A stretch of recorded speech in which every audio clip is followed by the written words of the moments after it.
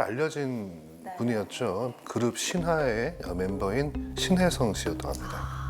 근데 사실 신혜성 씨가 음주운전을 한 게 이번이 처음은 아니라고 들었는데 그 당시에는 음주 측정을 지금 거부를 했어요. 또 다시 음주운전을 하게 된 건데 문제는 여기서 끝나지 않았다라는 거예요. 음주 측정을 거부하고 그런 상태에서 그 당시에 신혜성 씨가 타고 있던 차량이 바로 도난 신고가 됐던 차량이었고요. 그래서 그 부분의 절도까지도 문제가 된 것이죠. 운전을 한 차 자체도 그 절도를 해서 음주운전까지 했다라는 얘기인 거예요? 신혜성 씨 소속사에서 네. 바로 그 직후에 입장을 밝혔는데 차를 훔친 게 아니다. 식당에서 키를 줘서 신혜성 씨는 그게 자기 차인 줄 알고 대리기사를 불러서 귀가하다가 이렇게 된 거다. 이렇게 입장을 밝혔었어요. 그 식당의 주차 요원이 술 취한 사람한테 키를 주고 운전하게끔 했다라고 봐야 되는 거 아닌가요? 그 뭐 약간의 방조 뭐 이런 거 있는 거 아니에요? 과연 그 차주에게 키를 건네주는 게 그 차주가 제대로 운전을 할 수 있는지 이런 것을 관찰하고 수사할 그런 의무까지 요원에게 인정되지 않고 단순히 차 키만을 준 것 가지고는 음주운전 방조라고는 볼 수 없을 것 같습니다. 자, 그러면 일단 주차요원에게 키를 받아서 내가 차를 운전했다라고 얘기하는데 여기서 또 뭔가 반전이 있다면서요? 식당에서 입장을 밝혔는데 네. 이 주차 직원은 그 당시에 키를 신혜성 씨에게 준 적이 없고 그런 사실이 없다.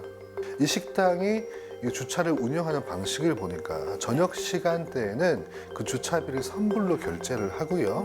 차 키를 그 자동차 안에 보관하는 방식으로 운영을 하고 있다고 합니다. 그래서 주차 직원이 먼저 퇴근하기 때문에 이 경우에 차 키를 건넨 사실이 없다고 밝힌 거죠. 신혜성 씨가 당시에 만취 상태였는데 본인 가방에 자기 키가 있는 것으로 착각을 하고 엉뚱한 차 문을 열고 들어갔다는 거죠. 그러니까 조수석에 탑승을 한 상태로 대리를 불렀다.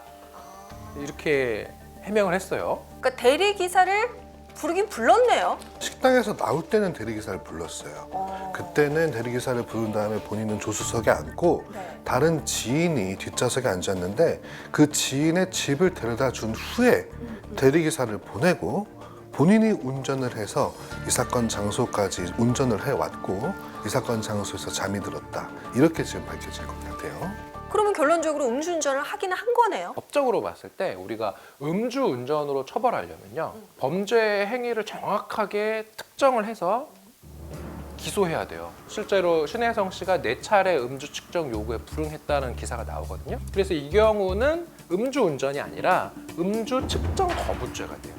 처벌 수위는 어떻게 되는 거예요?